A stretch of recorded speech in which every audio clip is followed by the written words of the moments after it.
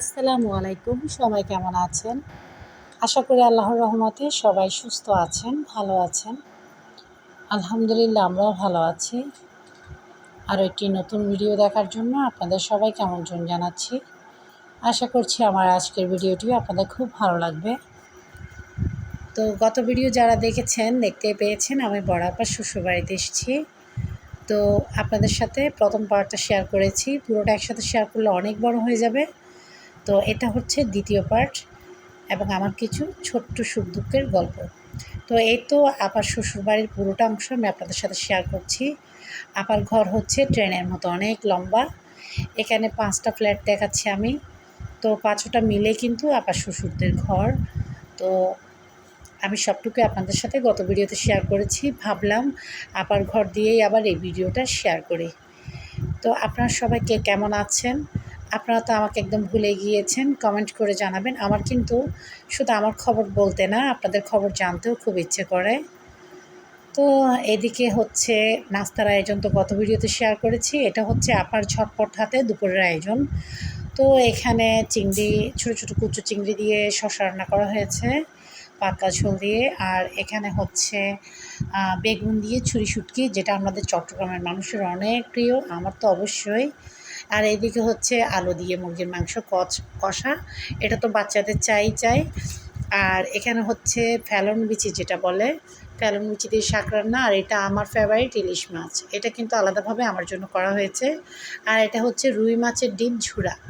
তো আপা আমাকে ইলিশ মাছ খাওয়াবে, এটা আপার মাথায় প্ল্যানটা ছিল। তো আমি আসা মাত্র কিন্তু ভিজতে দিয়ে রান্না করে ফেলেছে। আমার আবার প্রিয় মাছ হচ্ছে ইলিশ মাছ। আর শাকটা হচ্ছে পাঁচমিশালি শাক, পালনের ডাল দিয়ে। আমাদের চট্টগ্রামের মানুষ কিন্তু খুবই পছন্দ করে। তো খুব কম সময়ে সব নোটিশে আসা হিসেবে আপা কিন্তু অনেক কিছু রান্না করে ফেলেছে। আর মাশাল্লাহ বলা বাদ রাখে না যে আমার হাতের রান্নার চাইতেও অনেক গুণ বেশি মজার রান্না আমার দুই আপার রান্না। অনেকটা মায়ের হাতের রান্নার স্বাদ পাওয়া যায়।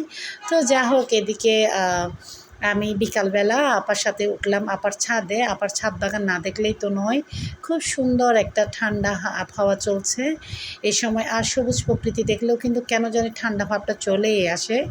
তো আপার গাছগুলো হচ্ছে আপার সন্তানের মতো।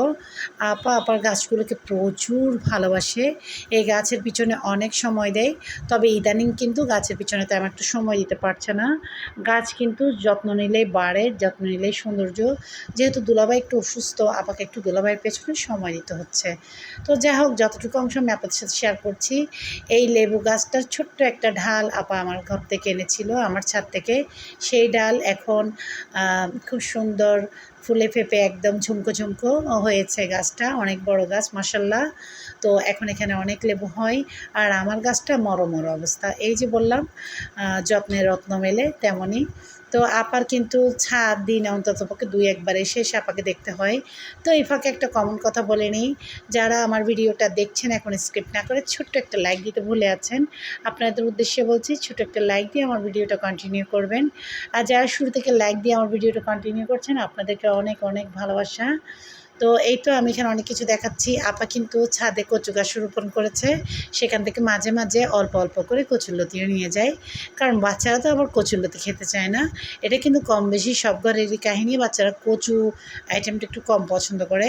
তো এই তো এখানে বাগান বিলাস, এটা অরেঞ্জ কালার মিক্স করা, কালারটা খুবই সুন্দর ছিল। আবার ছাদ বাগানের বাহারি ফল ফলাদির গাছ, আমি এতগুলো ফলের নামও জানি না, এমনকি মিষ্টি জলপাইয়ের গাছও কিন্তু আছে। তো আমড়াগোটা গাছে মাশাল্লাহ আমড়াগোটা ধরে ঝুলে ছিল। আপা বলছিল খেলে নিয়ে নাও, তো আয়াতের জন্য একটা নিলাম। আমার আমড়াগোটা গাছ অনেক বড় হয়েছে, কিন্তু আমড়াগোটা ধরে কম, কারণ যত্ন করা হচ্ছে না। তো তাই কোনো ওষুধ দেওয়া হয় না, সার ফাঁস কিছু দেওয়া হয় না, এমনকি সময় মতো পানিটাও মাঝে মাঝে দেওয়া হয় না। তো কিছুই করার নেই, সময় হলেই তো করব, সময় মাঝে মাঝে হয়ে ওঠে না। তো এই তো এদিকে আমার আয়াত শোনা তো ঘুরে ঘুরে সব কিছু দেখছে, খালামণি এটা কি ওইটা কি। আর খালামণিও একদম খুব উৎসাহ নিয়ে আমার বাচ্চাকে সব কিছু বলে যাচ্ছে। আর ও তো নাছোড়বান্দা, ওর প্রশ্নের উত্তর যতক্ষণ পাবে না ততক্ষণ কিন্তু প্রশ্ন করতেই থাকবে। আমি গল্প করতে করতে কিন্তু এখানে অনেক রকমের ফল ফলাদি আপনাদের সাথে শেয়ার করছি। আমার আপার ছাদ বাগান যদি আপনাদের দেখে ভালো লাগে, ছোট্ট একটা মাশাল্লাহ বলতে ভুলবেন না। তো এই তো আমি ঘুরে ঘুরে দেখাচ্ছি আর আপনাদের সাথে বকর বকর করে যাচ্ছি। এই ফাঁকে আরেকটা কথা বলে নিই, যারা আজকে প্রথম আমার ভিডিওটা দেখছেন, আমার ভিডিওর কোনো অংশ যদি এতটুকু ভালো লেগে যায়, পরবর্তীতে নতুন ভিডিও দেখতে চান, তো তাহলে কি করতে হবে, এখনই সাবস্ক্রাইব করে all button bell button click করে দিতে হবে। এতে করে আমি পরবর্তীতে যে কোনো নতুন রেসিপি বা ব্লগ ভিডিও দিলে আপনাদের মোবাইলে টুন করে নোটিফিকেশান পৌঁছে যাবে, অবসর সময় দেখে নিতে পারবেন। আর যারা শুরু থেকে এই কাজটা করে আমার চ্যানেলের সাথে আছেন, আপনাদের সবাইকে অনেক অনেক ধন্যবাদ। তো আমি ঠিক এই সময়টাতে খুব তাড়ায় ছিলাম। নিচে নামার পর এক কাপ চা খেলাম, হালকা একটু নাস্তা খেয়ে কিন্তু ছুটলাম ঘরের উদ্দেশ্যে। এটা আমি গত ভিডিওতে বলেছি, কেন ছুটেছি সেটাও শেয়ার করেছি। তো আশা করি এই ভিডিওতে আপনাদের সাথে শেয়ার করব আর আমার ভিডিওটা আপনাদের ভালো লাগবে, এই ছোট্ট আশাটা নিয়ে কিন্তু আমি অনেক সময় নিয়ে কষ্ট করে একটা ভিডিও সাজাই এত ব্যস্ততার মাঝেও। তো সেই সব কষ্ট আমার সার্থক হয়ে যায় যদি আপনাদের আঙ্গুলে ছোট্ট একটা চাপ দিয়ে একটা লাইক দিয়ে দেন। আপনাদের হাতে ছোট্ট একটা লাইক কিন্তু সেটা আমার জন্য অনেকটুকু মাইনে রাখে। তো এই তো আপা ছাদের গাছে পানি দিচ্ছিল, আর আমি আপার সাথে একটু গল্প করতে করতে হাঁটছিলাম। আর আয়াত তো আছেই। আপার ছাদের গাছে লাউ ধরেছে, লাউয়ের পিছে বৈরাগী লাগলো। তো একটা তো গান আছে, এই লাউগুলো দেখে আমার মনে পড়েছে। আপা বলেছে এগুলো শেষের দিকে, মাশাআল্লাহ এই গাছ থেকে অনেক লাউ খেয়েছি। তো এগুলো বলছিলাম আর কি আপার সাথে। আপা না গাছগুলোকে এতটা ভালোবাসে। আমার মেজো আপারও কিন্তু মোটামুটি ছোটোখাটো একটা ছাদ বাগান আছে। আমরা 3 বোনেরই ছাদ বাগান আছে। তো এই তো আগের যুগের ঘরগুলোতে বড় বড় উঠোন থাকতো। সামনের উঠোনে, পিছুর উঠোনে কত রকমের বাগান করা হতো। এখন দেখা যায় কি সব কিছু সীমিত হয়ে আসছে। কয়টা ঘরের উঠোন থাকে বলেন তো? জায়গা নিয়ে কাড়াকাড়ি, মারামারি, ফাটাফাটি, কাটাকাটি, ভাইয়ে ভাইয়ে, বোনে বোনে রক্ত ঝরাঝরি, তাই না? সবখানেই এই কাহিনী কম বেশি। তো দেখা যায় কি এখন ছোটোখাটো ছাদ থাকলে এখানে একটু টব টব করে একটু ফুলের বাগান করে ছোট করে মনের শখটা পূরণ করা, অনেকটা দুধের স্বাদ ঘোলে মেটানোর মতো আর কি। তো এই ফাঁকে আরেকটা কথা বলে নিই, আপনারা সবাই আমার দুলাভাইয়ের জন্য দোয়া করবেন। আল্লাহ তাআলা যেন আমার দুলাভাইকে পরিপূর্ণভাবে সুস্থ করে দিয়ে দীর্ঘ নেক হায়াত দান করে। আমার দুলাভাই কিন্তু আমাদের কাছে একটা বড় বটবৃক্ষের মতো ছায়া দিয়ে আছে এমনই। তো আপার ঘর থেকে আসার সময় আমি মদনঘাট থেকে একটা আইসক্রিম নিয়েছিলাম, আয়াত বলেছিল আইসক্রিম খাবে। তো আসার পর তার টিকতে দিচ্ছে না, বাচ্চারা আর কিছু লোভ করুক না করুক আইসক্রিম তো চাই চাই। তো আসলে আইসক্রিম ঘরে এনে ফেলে রাখা এটা তো হবে না, এটা দিয়েই দিতে হবে। আর এটা না দেওয়া পর্যন্ত নাছোড়বান্দা, শান্তি তো নেই। তো আমি এদিকে বাচ্চাদের জন্য আইসক্রিমগুলো নিয়ে নিচ্ছি। আর এখান থেকে সিংহভাগ যেটা সেটা খাবে আয়াত। ওর জন্য আইসক্রিমের ভাগ সবসময় বড়টাই রাখতে হয়, যদিও ওর ঠান্ডার সমস্যা আছে। আমার 3টা ছেলেরই ঠান্ডার সমস্যা আছে, মানে টনসিলের সমস্যা। আমার থেকেই পেয়েছে মনে হয়, কিন্তু তারপরেও আইসক্রিম খাওয়ার সময় কিন্তু লোভটা সামলানো যায় না। আমি এখানে 5 বাটি আইসক্রিম নিয়েছি, মানুষ কিন্তু 4 জন। 1 বাটি ফ্রিজে রেখে দিব। আমার জামাইয়ের ডায়াবেটিস হলেও তাকে একটু আইসক্রিমটা দেওয়া হয়, কারণ ওই যে বললাম আইসক্রিমের লোভ কেউ সামলাতে পারে না। তো আমার নতুন পথ চলা আপনাদের সাথে প্রায় ইদানিংয়ের প্রায় ভিডিওতে আমি শেয়ার করছি। কাপড়গুলোর ব্যাপারে বিস্তারিত জানতে চাইলে আমার ফেসবুক পেজে যোগাযোগ করবেন। ফেসবুক পেজের লিঙ্ক ডেসক্রিপশন বক্সে দেওয়া থাকবে, চাইলে ঘুরে আসতে পারেন। এখানে আমি প্রতিটা কাপড় রেখেছি রিজনেবল প্রাইসে। সামনে আসছে ঈদ, তো ঈদের আগে আপনারা চাইলে টুকটাক কিছু কাপড় কিনে রাখতে পারেন। রোজা থেকে মার্কেটিং কিন্তু খুবই কষ্ট। তো এখানে আমি একদম খুলে খুলে দেখিয়ে দিচ্ছি। অনেকে দেখি গায়ের ওপর ধরে দেখায় বা পুরোটা খুলে দেখায়, ওটুকু সময় আমার ছিল না, আমি খুব তাড়াহুড়োয় ছিলাম। এখন বসেছি প্যাকিং করতে, ভাবলাম প্যাকিং করার আগে কিছু আপনাদের সাথে শেয়ার করা যাক খুলে একটু ডিটেলে। তো সেই জন্য দেখাচ্ছি রঙগুলো কি সুন্দর। তো প্রতিটা রঙ একদম ফুটে আছে। তো এগুলো আমি একটা একটা দেখাচ্ছি, আঁচল কেমন, ড্রেসের কালার কেমন, ওড়নার জমিনটা কেমন, এগুলো আমি যতটুকু পারি চাচ্ছি ভিডিওর মাধ্যমে আপনাদের সাথে শেয়ার করতে। এখন তো গায়ে হলুদে শাড়ির চাইতেও বেশি 3 পিস পরা হয়, সব কিছু ম্যাচিং ম্যাচিং। তো এই কাপড়গুলো কিন্তু সবাই একই রকমের ম্যাচিং করে গায়ে হলুদে পরলে খুবই সুন্দর লাগবে। আর খুব কম দামের মধ্যে কিন্তু একদম ঝকমকো জামা। আর জামদানি প্রিন্ট কে না পছন্দ করে। দেখা যায় কি নানি দাদির থেকে মা খালা মেয়েরা সব বয়সে জামদানি সেরা।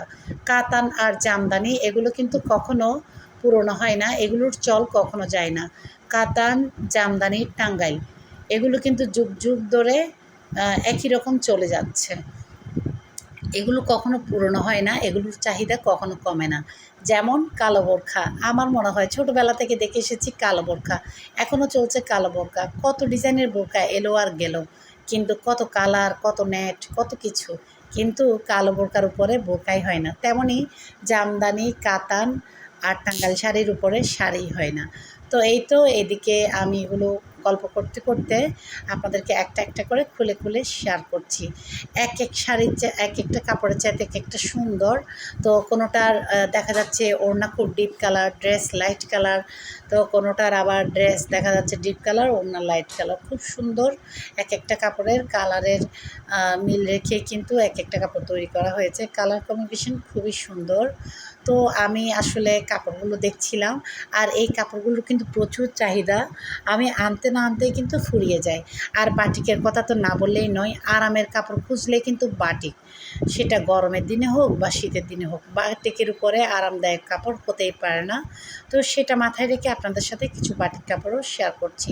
কিছুটা একটু গর্জিয়াস কাজে, কিছুটা একটু সিম্পল কাজে। সবসময় যে বাটিক কাপড় ঘরে পরতে হবে এমন তো না, চাইলে বাহিরেও পরে যাওয়া যায়। তো দোনোটা মাথায় রেখে কিন্তু আমি আপনাদের জন্য শেয়ার করছি। আর যারা জামদানি লাভার তাদের জন্য আমি শেয়ার করেছি বাহারি জামদানি, ঢাকায় জামদানি কিছু শেয়ার করলাম 3 পিস। তো এগুলো কিন্তু একটার চাইতে একটা সুন্দর, একটা কাপড়ের সাথে আরেকটা কাপড় কম্পিটিশন দিচ্ছে, এতটা সুন্দর। তো সব বয়সে পরতে পারে মতো আমি বিভিন্ন কালারের আপনাদের জন্য শেয়ার করছি। আর আপনারা যদি এগুলো নিতে চান অবশ্যই আমার ফেসবুক পেজের ইনবক্সে নক করবেন। তো কাপড়ের বিস্তারিত কোয়ালিটি সহ আপনারা পেয়ে যাবেন। তো এগুলো তো শেয়ার করলাম, আর পাশাপাশি শেয়ার করেছি সুতির কাপড়। যারা আমার মতো হাউসওয়াইফ, ঘরে গরমের দিনে নরম সুতির কাপড় পরতে চান বাটিক কাপড়ের পাশাপাশি, তো আমি কিছু সুতির থ্রি পিসও রিজনেবল প্রাইসে শেয়ার করছি। আর এইদিকে শেয়ার করছি কিছু কাতান শাড়ি, সফট কাতান। তো এগুলো চাইলে কিন্তু যে কোনো অকেশনে পরা যায় গায়ে হলুদ দিয়ে। তো সেজন্য রিজনেবল প্রাইসে কিছু জামদানিও শেয়ার করলাম। এতক্ষণ সময় ধরে আমার সাথে থাকার জন্য সবাইকে অসংখ্য ধন্যবাদ। সবাইকে আগামীতে আমার মেয়ের বিয়ের ভিডিও দেখার দাওয়াত রইল। আজকের জন্য এতটুকু। আল্লাহ হাফেজ।